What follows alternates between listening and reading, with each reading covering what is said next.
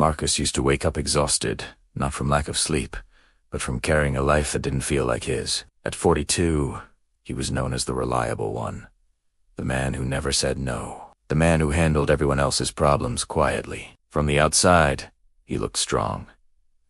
From the inside, it felt empty. Every morning, he stared at the ceiling before getting out of bed, thinking, is this really all my life will be? He had dreams, once real ones.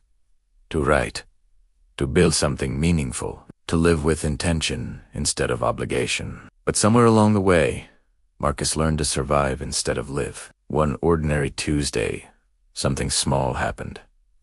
He spilled coffee on his shirt. Normally, he would have sighed, cleaned it up, and roosted on. But this time, he laughed. Not because it was funny, but because he realized how tightly he'd been holding himself together. Standing there, coffee dripping, heart heavy.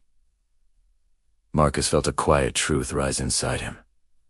No one was coming to rescue him, and that wasn't sad, it was freeing. That morning, he did something different.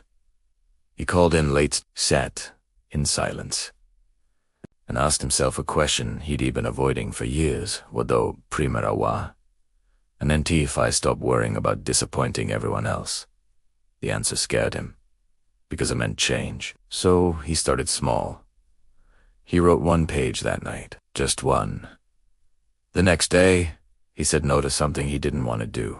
His hands shook, but the world didn't end.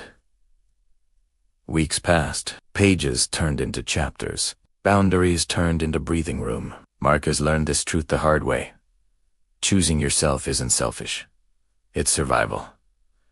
Life didn't suddenly become perfect, but it became lighter, clearer, honest. One morning, Marcus woke up without dread, and he smiled, because for the first time in years, he wasn't living on autopilot. Wash awake.